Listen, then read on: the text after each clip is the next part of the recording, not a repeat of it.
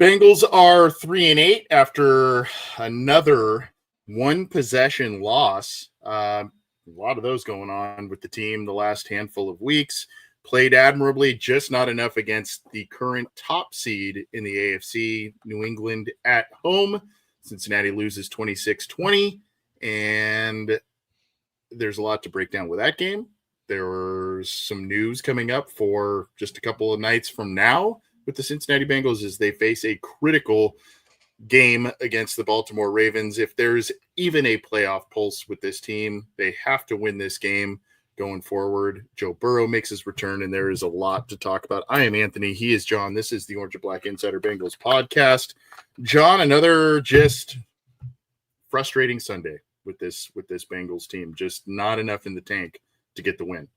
You know, it's like almost even more infuriating for me is like they could lose Thursday and they could still be alive technically in the playoffs. There's like scenarios in which like they could win 7 games and somehow win the division, which is just like the epitome of just how stupid the season is from all sides and angles and everything like that. But this is the Bengals' second 4-game losing streak of the season, which is how they've gotten to 8 wins. So maybe that's some positive. Like the last time they won, they played a divisional foe on Thursday night after losing 4 straight.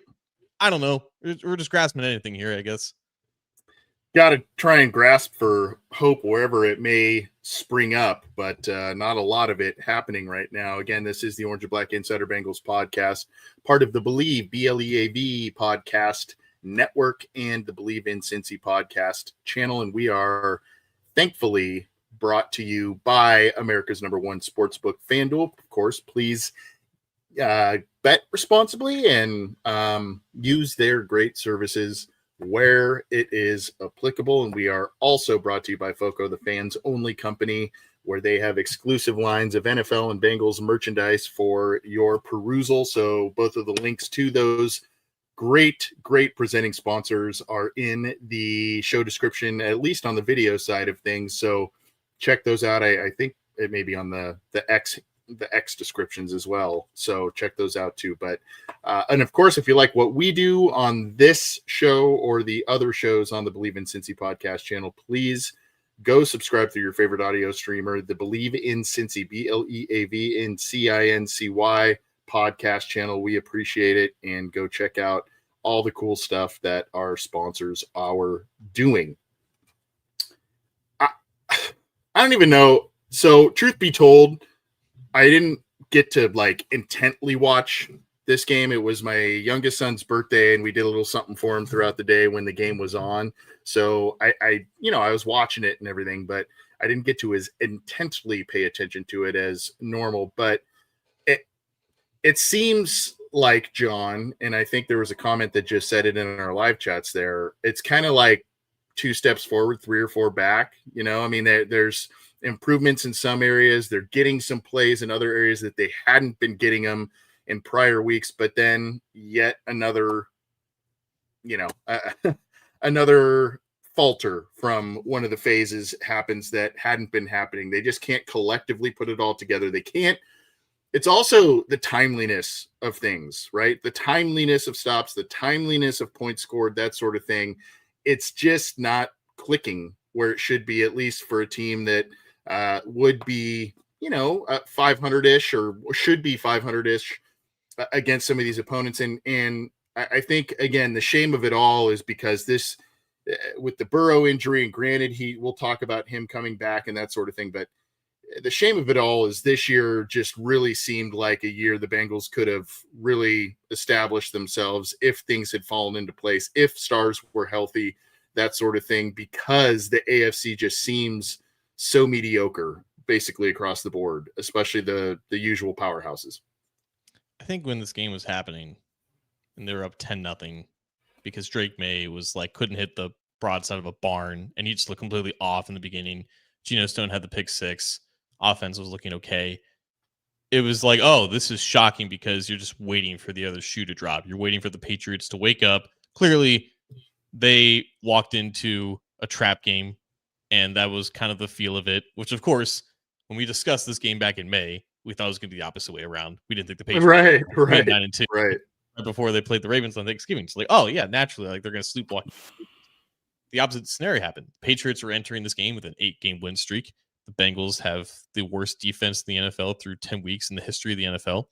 And Drake May, again, like that was the X factor. If he was going to put the ball in the harm's way, the Bengals defense can capitalize on those rare opportunities and give the offense a chance to potentially get back into some rhythm that they had lost against Pittsburgh.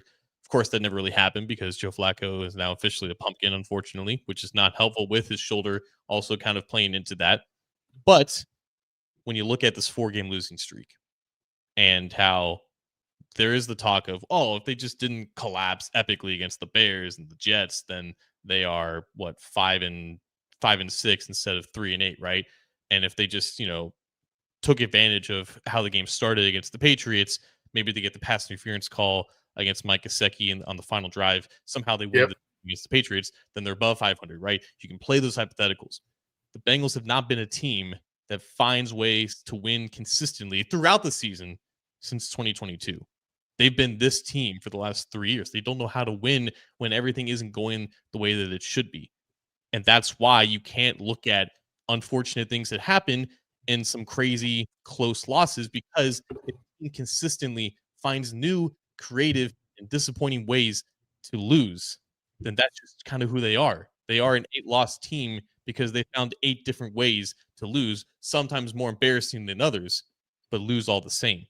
And that's just what your identity is. And you can't necessarily play they're just a handful of plays away from being back in the division when the division is extremely weak and this is not over. It's like, it just feels over because if they can't find ways to win games before times become really desperate in late November and December, when typically they turn it on, that turning on, I guess, in the final 6 to 5 weeks doesn't really matter anymore because it's just too little too late. So we haven't even got to that point of the season yet. We've seen them in years past, these past couple of years, turn it on at that time to get above 500. And I guess that's still technically possible with these final 6 games. But again, if you don't find ways to win in September, October, and November, what you do in December just doesn't matter. Or find ways to win one possession games. And that is a really interesting point that you bring up about the last 3 years, and they just, the old adages just start to ring true. They can't find ways to win.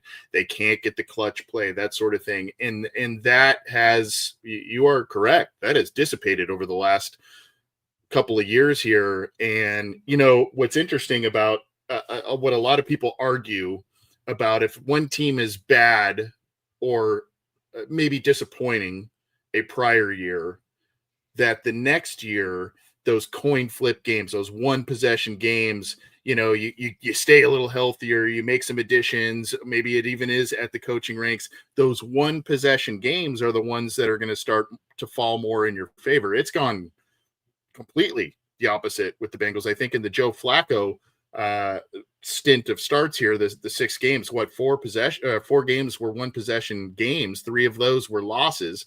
So, you like you said, you just cannot afford to have the inability to just either come back or not have a clutch play when you need it, or even if you keep things tight, just one more play, one more stop, that sort of thing, and they just can't seem to provide that.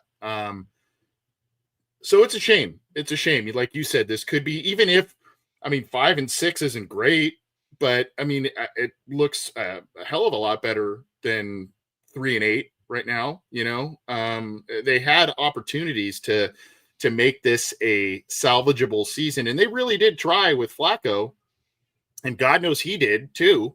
But they just, even if the offense carried the entire game, just one more drive of points, nope.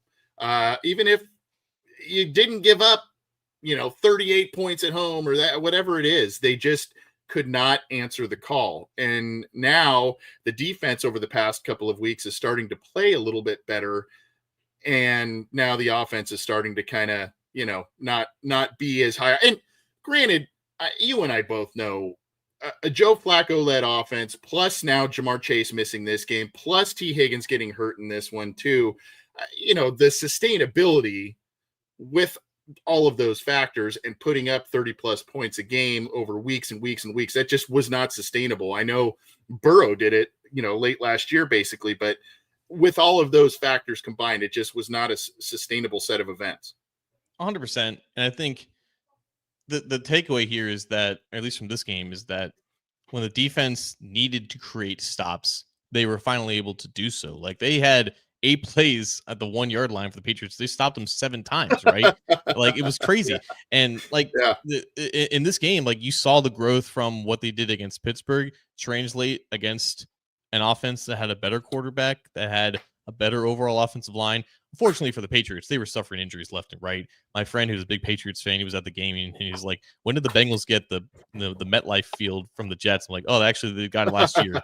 And unfortunately, it really did cost the Patriots in a lot of ways. But regardless, the Patriots are a well-coached team. They do a lot of things correctly, and obviously, they're able to do those things in this game when it came down to it. But when Flacco in the offense was putting up points left and right every single drive, the defense couldn't find a way, to stop water coming out of a fire hose. And now, like you said, the offense falters. The defense figures out how to find its footing and make key stops that we've seen in a handful of years when the Bengals were actually good. It's like you can't get these two things to match up. And that seems correctable. But when you look at the grand scheme of things, it is the sign of a team that just doesn't have what it takes necessarily to win week in and week out, where it's like a lot of luck has to kind of fall on their side. And that's just the sign of a team that just doesn't have it all together. So yes, the defense has made progress, and I think they do deserve credit for that. Miles Murphy is playing considerably better. You saw a lot more blitzing from Al Golden in this one, which led to some more timely pressures, and it led to Drake May kind of being off timing a little bit. And you saw those schematic changes lead to progress. But again, when you needed those things, when the offense was clicking, that could have translated to actual wins and put you in a better spot instead of now being 5 games below 500 and now going on the road against a team that's surging. So it's just like, again, it's just the story of this team always being a little too late, and then trying to hope that you're not banking on that late progress, stopping them from actually making actual progress. This is a conversation that could probably go for ad nauseum and go, just keep going. But what do you attribute that continuous issue? I mean, like you said, it'd be one thing if it was this year. There was signs of it last year, like you said, the signs of it the year prior. I know there are injuries. I know Burrow being out is a big portion of that. But I mean, is that in your mind? And again, I'm not blame game guy. I don't like to single out anybody, but I mean, is that coaching? Is that personnel? Is that operations? Is that all of the above? And it's just, there's so many ways you can, I guess, look at it and say that's the reason why this still hasn't changed since, like you said, 2022. Are you talking about just like these one possession, figuring out a way to win these one possession games? I mean, I think you could look at, free agency attrition and some locker room leaders in that time, obviously, injuries to Burrow, obviously, and all of that. But I guess, I look at it as it's not one singular thing, but no, I don't know if you look at it and say, that's coaching or that's personnel or that's, I'm just curious to know how you look at that. Yeah, I think when you look around the league and especially in some of these like marquee matchups and these high profile games, there's a lot of, stakes involved. You just look at the best players on the field, figuring out how to elevate their team and put their team in positions to win or just win the game in general. And the teams that have the most of those players typically can just lean on them, and therefore the typical variables in which, like, coaching inconsistencies and indecisions, injuries, and other things that every team has to deal with, right? The Bengals, I don't think have necessarily good coaching, which definitely holds them back. But I do think that roster attrition all throughout, aside from obviously the two receivers and the quarterback, like they used to have playmakers on every part of this team in 21 and 22. And a lot of those guys would just make timely plays. And we would attribute the coaches putting them in position to make those plays, but it's a it's kind of a balance thing. It does, one can't work without the other necessarily. And right now, I don't think they have necessarily great coaching, and the talent on this team has definitely dwindled to a point where it's not sustainable to be competitive week in and week out. So I do think it's a talent drain type of situation.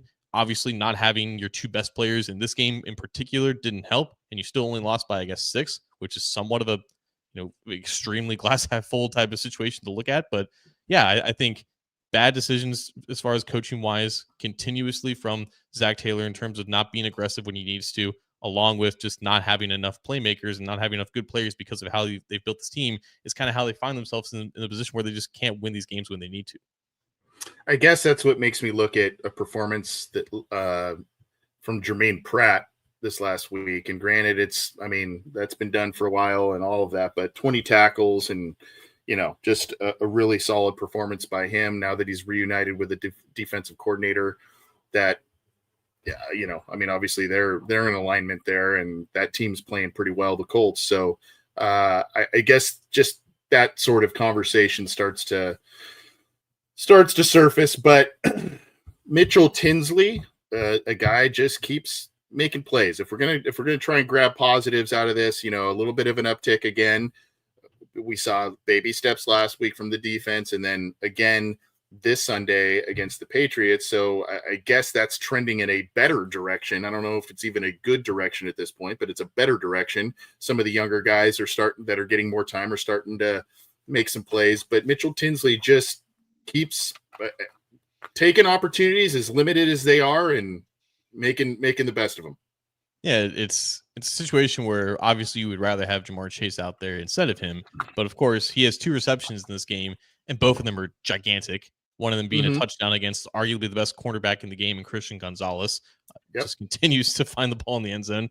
And when they need a 4th down conversion, I think T. Higgins is out of the game at this point. Who do they go to other than Mitchell Tinsley, right? And makes another great clutch catch on the sideline. He did have 6 targets, and he only caught 2 of them. And I think part of that is attributed to the fact that Flacco just was off his game, whether it was his shoulder, whether it was just him just losing his rhythm, losing his accuracy. Obviously had a terrible pick 6 that, ultimately didn't necessarily help them win the game there. But Mitchell Tinsley, yes, a guy that I think, again, when players of his caliber make these plays in these opportunities, it is a sign that, yes, he needs to continue seeing opportunities when they come, but also, again, he's not Jamar Chase, he's not T. Higgins, and there's a relative level of expectations that need to be set with him. I feel like we kind of did this with Yoshi, and we tried to make him into more than what he probably was, and he had a pretty good game as well, right? But at the end of the day, Andre Osavas is Andre Osavas. Mitchell Tinsley is Mitchell Tinsley, and he's deserving of not only being on this roster, but being active and being thrusted onto the field in certain situations where he can succeed. I think that's what they're finding out of him, which is awesome, right? DJ Turner continues to play out of his mind, leading the league in passes defense. He's 100% worthy of a Pro Bowl vote if you have to vote for anybody on this godforsaken defense, right? I think the pass rush, again, like it showed slight signs of progress. Miles Murphy looks a little bit more comfortable with the different things they're doing with him. Chris Jenkins even got involved in a pass pressure very early in the game. You want to see a little bit more out of him than that. McKinley Jackson, I think, continues to flash here and there as he's starting to get a little bit more playing time. Again, it's these slow baby steps that have now put the Bengals defense in like the 27th best defense in the last couple of weeks compared to the 32nd best in the first 9. So relative progress, baby steps. And you just hope that with the return of a certain quarterback on the other side of the ball that gives you better offensive production, that aligns and gives you better results. Maybe. Maybe. But it is nice to see that, with all the stuff that's going on with Jermaine Burton, and the Bengals are keeping that close to the vest for the most part, but with all that stuff, the Bengals do have a cupboard to go to and bring a guy in that can still make some plays, put up some big plays. in big moments. So I always like those kind of little bit of an underdog story. I like those guys, and I just wanted to give him some kudos there as well. But as you tease, John, we thought maybe Burrow was going to be back for this one against the Patriots. It turns out as of Saturday afternoon, they said, nope, that's not going to be the case. But now he will be back, as he kind of hinted at a couple weeks ago anyway. Thanksgiving night against the Baltimore Ravens on the road. Short week, not really for him because he didn't play, but short week for the rest of the team. No T. Higgins, Jamar Chase back from the suspension, and we talked about Yoshi, we talked about Tinsley. I don't know what's going to happen with Burton this week, getting into this one, but I don't know. I guess, like you said, better offensive output, better offensive production. Is that a realistic, truly a realistic expectation after Burrow missed all that time and just the late blooming that this offense has seen over the past couple of years with him at the helm? In this game, I think it's very much up for debate. Over the next 6 weeks, I think that's the safe assumption. But the problem here, and we kind of talked about it when Burrow was first cleared, is that what the Bengals have to deal with is a not necessarily a 100% healthy Joe Burrow, but not 100% locked in feel of the game type of Joe Burrow. Yes. And that's the worry here. Like if this was the Mike McDonald Ravens defense, I would immediately chalk this one up as a loss because that scheme had him flustered the handful of times that he played the Ravens in the early 2020s. Now, the Ravens defense, I think, has gained a little bit more confidence as the season has went on because they started pretty terrible. And the team in general has been playing better over the last handful of weeks with Lamar kind of coming back. Not all the way healthy, but healthy enough to play. Jamar Chase typically dominates against the Ravens regardless. And I think he's got a lot to prove after just missing out a game and just trying to get back into the upper echelon of other receivers in the statistical department. So there's that element as well. Obviously, Burrow, I think on top of this being a divisional game, it's also a primetime game on a holiday. I think there's an opportunity for him to, make a statement and kind of show the country that he's back. But again, how mobile he'll be, how capable he will be in terms of extending and creating plays, because clearly we saw that Joe Flacco, that's not in his repertoire. We kind of knew that was we knew that was the case, right? But like you saw how evident that if the ball doesn't come out of Flacco's hands immediately, he's just toast. He's a statue. He's going to get sacked easily. And a fully healthy Burrow, who's in the middle of the season with plenty of games under his belt, we can be confident that he's going to create magic out of nothing and extend drives and give the offense more chances. We don't know if that's going to be the case this time. We don't know if the Ravens defense and their pass rush, which is typically very frenetic and very multiple and very unpredictable, we have no idea what that's going to look like with him going out there for the first time with that toe. I think he's going to be healthy enough to play and healthy enough to move, but as the game wears on, if he takes a lot of hits, I think that's a huge variable on top of the fact that we know that he's just not himself whenever he comes back. The difference is, I guess, Anthony, this is the first time he's coming back in the middle of the season. It's a whole new ball game for us to observe. So really, it's just like we just got to watch and see. The only thing that makes me optimistic about him. Never mind. Am I? No, you were just delayed. Oh, okay. The only thing that makes me optimistic about this, about him, I don't want to say hitting the ground running necessarily, but maybe not having such a steep ramp back into the season, is because this was a year in an off season where he had a full slate of work and he had preseason work and now that's not the same, but that played into some things in 2024, that played into some things the last couple of years with injuries and coming back and all that kind of stuff. So I guess if I want to be optimistic, that element plays into it. With all of the Jamar Chase talk and the Joe Burrow return talk and all of that, I still am keeping an eye on the defense and how these linebackers, the young linebackers, play against Lamar Jackson and what they can do against him in space when he inevitably breaks the pocket or design runs, whatever the case may be. The Bengals have had problems galore for the most part against Lamar Jackson, particularly when he's running around and either, ad-libbing with a throw or, the old Nick Vigil highlight still lives on in infamy from about 5-6 years ago. So these linebackers, if we're sitting here talking about a little bit of improvement on defense over the past couple of weeks, this task this week, short week, road game, Lamar Jackson, I think with all of the spotlight being on the offense, I think that's an area that I'm really going to be thinking that that's a key for this game. And it's crazy how, like, in these past 2 weeks, the true improvement of the Bengals defense has been stopping the run. They are top 10 in terms of success rate and NEPA per rush allowed against the Steelers and the Patriots, respectively. A lot of the issues have still come in the form of, breakdowns in the secondary, outside of obviously DJ Turner continuing to play well, and the safeties coming up into the box, helping out Bear Carter and Demetrius Knight, and just rallying to the football. It's a lot harder when you're rallying to the likes of Derrick Henry and Lamar Jackson.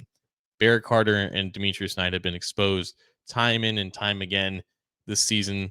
And I think obviously it hasn't helped that the play in front of them hasn't been particularly well, but you're seeing some progress from the defensive line. You need to see that same level of progress continue up and catch up with the linebackers as well. And you're right. Like, that's just an element that they haven't faced in the past couple of weeks with, Aaron Rodgers and Mason Rudolph, and, Drake May can scoot a little bit, and he showed that a couple times against the Patriots, but it's not necessarily something that you're worried about in your game planning. It's just a whole new ball game when it's Lamar Jackson feeling himself and there's read options to Derrick Henry, and you're already second guessing yourself as to who's the bigger threat and who's going to keep the ball on the specific play. But like that, it's just it's extremely dangerous, and then that builds off of featuring Mark Andrews in the passing game. And obviously Patriots tight ends eviscerated the Bengals defense on Sunday, which is, a pretty common scenario for them. So that's just another variable that it doesn't work well against this Bengals defense. So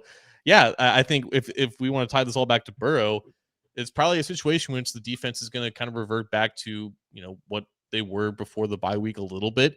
And that puts more pressure on the offense to keep up on a short week, implementing Jamar Chase back into the scheme, and obviously making sure that Burrow catches up. So that all just makes this even more challenging on the surface than just the guy coming back from injury.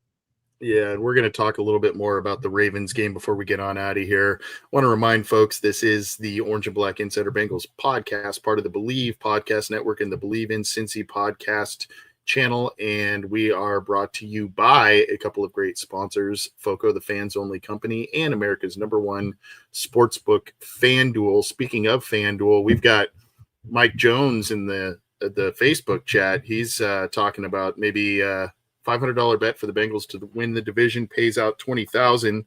Book it. That is I don't know, that's confident there. And I will say this, and I don't have the schedule in front of me. They've got 2 games against the Ravens. They end it against the Browns. They've got the Dolphins in there who have been all over the map this year. Same with the Cardinals in there. And I'm missing what else am I missing in there? Bills, of course. So, and the Bills, good team, but they have not been perfect this year either. So there are winnable games in there. There are important games in there. Having 3 divisional games left on the slate definitely keeps things interesting down the stretch here. But they need to start. They need to start winning games. And John, FanDuel, as of Tuesday evening, has the Bengals as a 7-point road underdog on Thanksgiving night. Fair, not fair? What do you think on that one? I would say pretty fair. Bengals have not won in Baltimore since 2021, but these losses that they've taken outside of 2023 when Burrow was hurt for half that game have all been close. Like 2022 and 2024, came down to the wire. They arguably should have won in 2024 if not for, questionable non-call there at the end of the game. So keeping it within 7 points against the Ravens, I think is reasonable, especially after how surprising I think they made, or how surprising they looked against the Patriots, even though that game, I believe, was a 6.5 point spread and they barely covered that. So yeah, Bengals are, I think, in a position in which they're going to be inspired with the return from Burrow. They're going to be inspired from the fact that a winning season is on the line every single week now. The Ravens didn't necessarily look strong against the Jets at home last week. And yeah, I think all that factors into on paper, outside of the spread, this looks like a lopsided matchup, but these games can be a lot closer than you think, especially on a short week when everyone's watching. So 7 points sounds about right. I would agree with you, though, and I want people to go to FanDuel and place their sportsbook bets. But me personally, I don't know if there's just so many variables in this game, aside from it being short week, aside from it being a divisional game.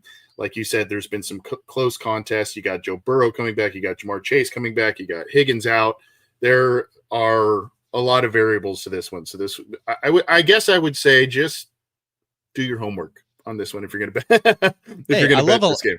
I love a live line as well. Seeing how the game is going and seeing like where the spread is at like the end of the first, it's like quarter. You're like, I love that for this type of game in which you don't really know what's going on before the kickoff. That's a great call.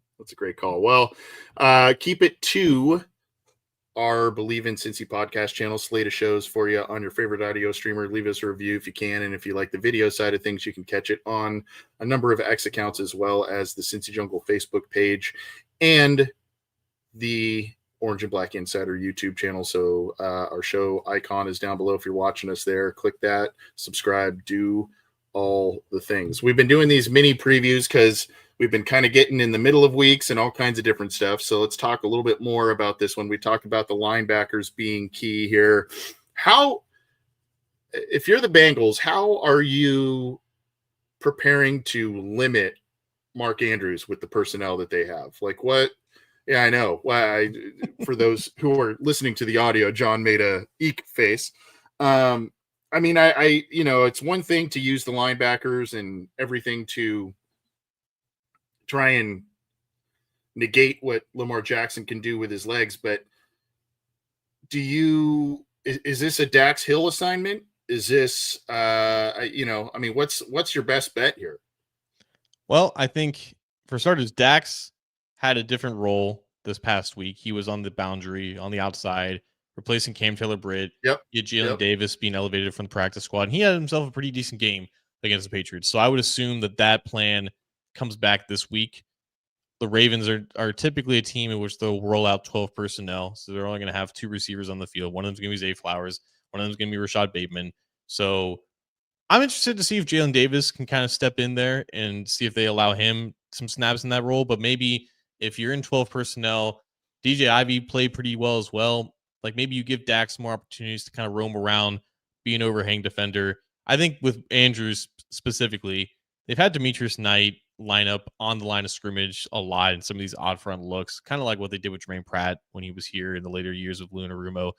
Get someone over the top of Andrews on the line, whether it's just to be, in case they run the ball, you have some presence in that gap and you force Andrews to block you, or if it's he's running a route on a passing play, get your hands on him immediately. Don't let him get into the rhythm and the flow and the speed of the route, and then that allows whoever is filling that coverage over the middle, whether it be Barrett Carter, whether it be a safety coming down for the box, allows them to get to their spot a little bit quicker, and then the route is already disrupted, and that I think gives you the best chance on some of those opportunities in which like Andrews is isolated or he's on the line of scrimmage and you're able to get your hands on him when he's entering that phase of his route. Because so many times against the Patriots, it would be these play action dropbacks for Drake May, and it would almost be like watching Tom Brady in the Josh McDaniels offense, where it's just like the play fake, turns his head back around, the ball's immediately out right over the middle, the tight end's right where he needs to be.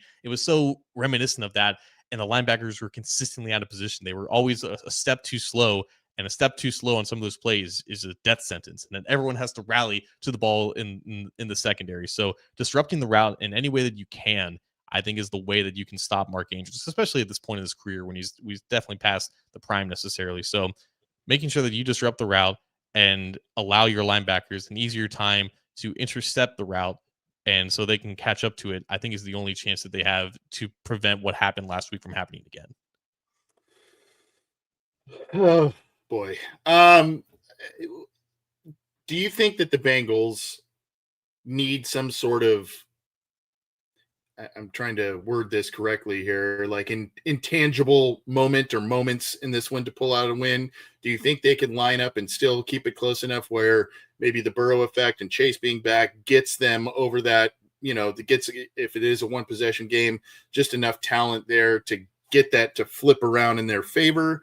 Or do you think they need some sort of, Charlie Jones kick return, or, like one of those types of moments where it's, something huge that they need in order for them to come up big? Or can they line up, if Burrow plays well enough, can they line up toe to toe with this team and still get a win out without maybe some miraculous plays or huge tide turning plays?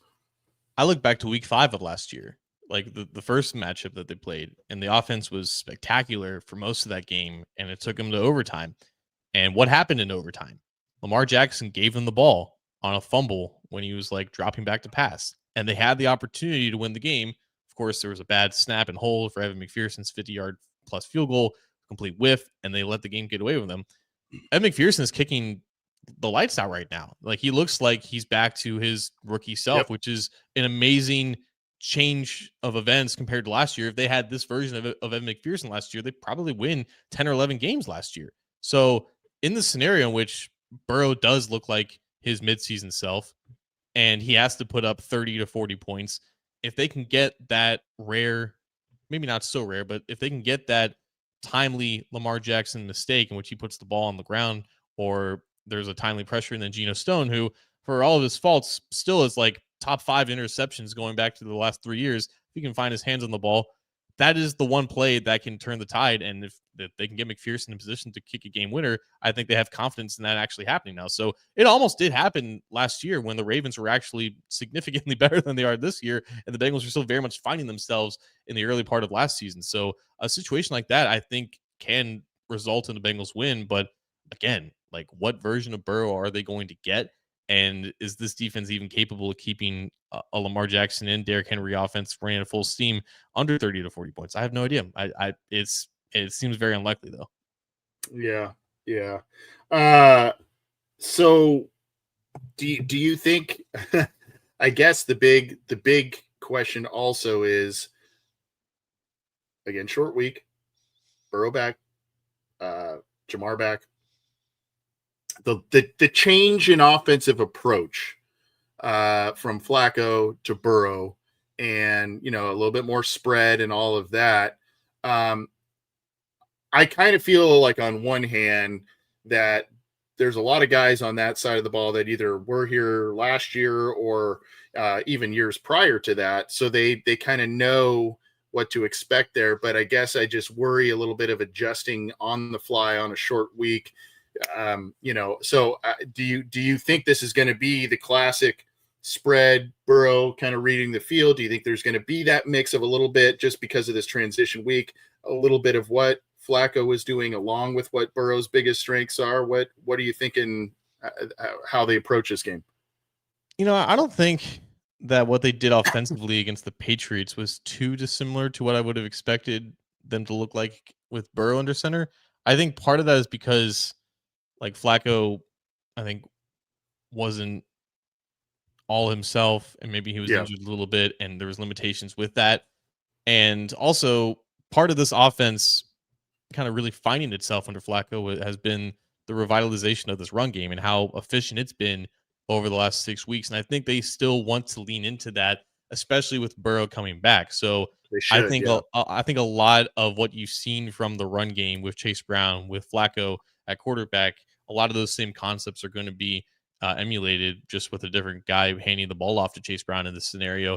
And you still want to have your core concepts that Burrow is most comfortable with, and you should, right? Like, if in his first game back, which he's only had 2 full practices, he's not going to have any full practice this week because they're technically not even practicing this week. Yay, Thursday Night Football. I think because of that, you want to just limit the amount of changes that you want to put on Burrow's plate. But I think in terms of how they want to construct the run game for this week specifically, they shouldn't make very many alterations or any alterations at all, especially against a Ravens defense that just has a lot of talent going up against the Bengals offensive line. So I think the less changes, probably the better, especially on a short week. Yeah, I would agree with you. All right, let's do some predictions and hop on out of here, John, unless there's another facet of the game that you want to cover before we when we talk the line that's currently on FanDuel. How do you see this one playing out? How do you see it? Yeah, I think It's not going to be a perfect game at all from Joe, but I think he's going to rely on Jamar Chase coming back and always wanting to make a statement against the Ravens, which he typically does. So I would expect Jamar to play pretty well. I would expect Burrow to have his moments. I think it could be a similar situation. Think back to a couple years ago against the Ravens.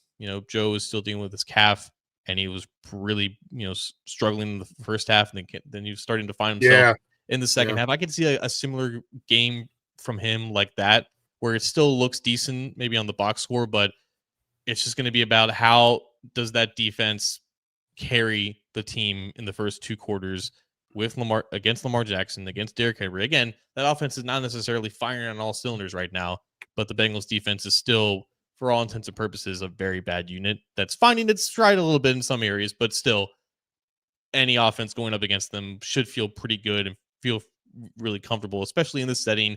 It's a primetime game. The Ravens are at home.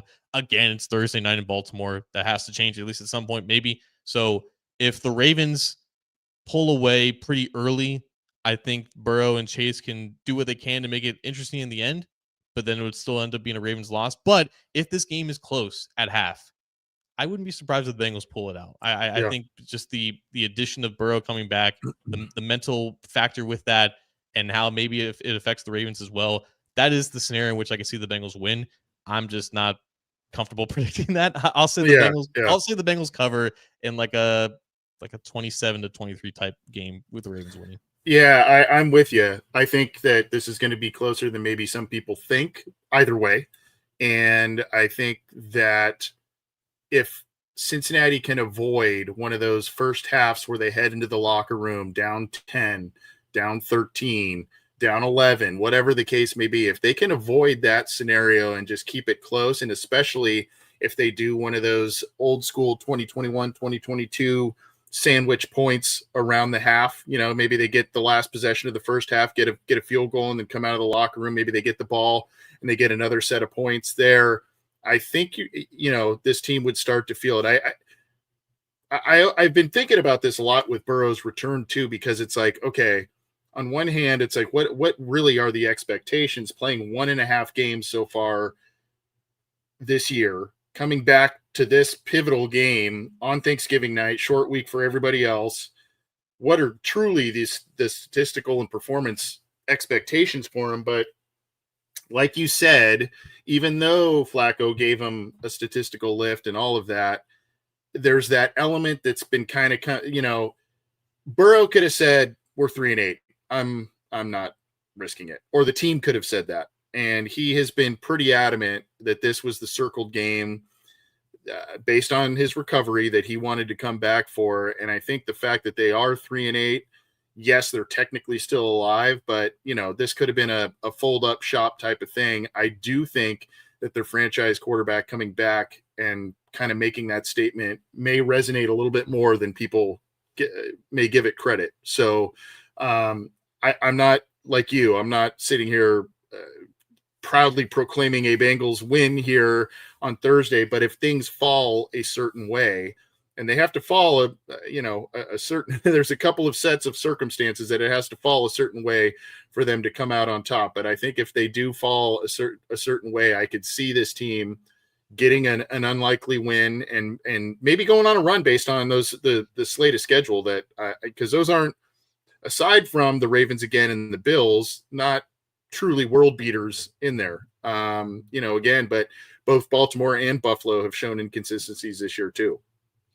I am not purposely putting this out into the universe. Just things have just been so crazy this year that I might as well just say something crazy. How fitting would it be if in this game, maybe Burrow experiences some soreness with his toe? Maybe he can't play. Who comes in to play against the Ravens and saves with a sore shoulder and a dislocated finger than former Ravens quarterback Joe Flacco? How fitting would that be if the Bengals somehow win this game with Joe Flacco?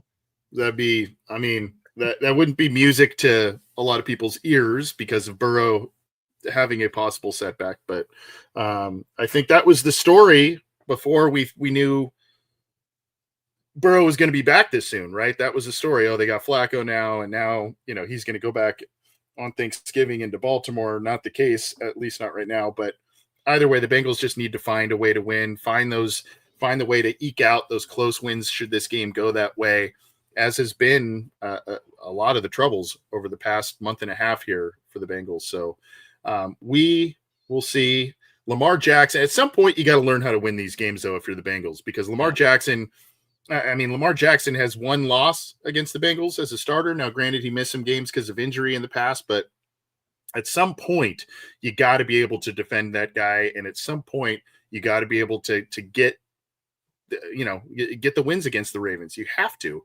Otherwise, you're never going to continue to be a division champ. If you're getting one win in 7 years against Lamar Jackson, it's just not a formula for success. So hopefully they figured it out. Let's drop the mic and get on out of here, John. Happy Thanksgiving, early Thanksgiving to you and our listeners. What is your, I think we've talked about this before, but what is your Thanksgiving dish, your go-to, hey, I pile this on my plate. I pile this on my plate. This is how I do it. Obviously, with turkey, I'll just go with whatever, whether it's white or dark, whatever is the juiciest that appears on the serving plate. I'll go with the juicier side. A little bit of gravy, not a lot of gravy, a little bit of gravy. Got to have the mashed potatoes. Got to have the green beans. I'm bringing the mac and cheese. Bringing my own mac and cheese because I don't trust anyone else to make it. Bringing my own mac and cheese. The yams, whether it be sweet potato casserole, whether it be yams, got to have the sweetness in there. And you a gravy guy? A little bit of gravy, not a lot of gravy, but definitely stuffing though. Gotta have stuffing as well. I don't touch the cranberry sauce. I don't mess with that. I think that plate right there though, there's enough color, there's enough variety, and it's not going to be too filling though. So you got the yams, you got the mac and cheese, got the stuffing, got the juiciest form of turkey, the mashed potatoes, a little bit of gravy. I'm set. I like it. Yeah. So how do you make your mac and cheese? Do you make it yourself? I do, yes. But it's a recipe that I stole from online. Okay. Yeah, my wife makes pretty good homemade mac and cheese, but she throws all kinds of different cheese in there, like Gruyere and all kinds of stuff. Yeah, I'm with you. I like a little more gravy than probably some, just because I don't, especially on the turkey, just because I don't like it like you. It sounds like I don't like it dry. So, yeah. And it's funny. I used to, growing up, I used to hate stuffing, and now it's like one of my favorite things of the entire holiday. One of my favorite dishes. I had a relative who unfortunately passed away recently, but she made the most killer cranberry. That was another thing I never touched as a kid, but later in life I was like, oh man. So we're trying to find someone to carry that cranberry torch here at our meals, but we'll see.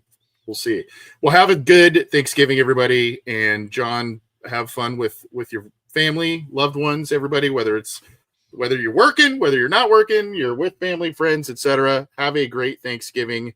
We will be back to talk about what happens with the Bengals against the Ravens. And have a fun, relaxing, safe weekend, everybody. John, take care, buddy. Peace.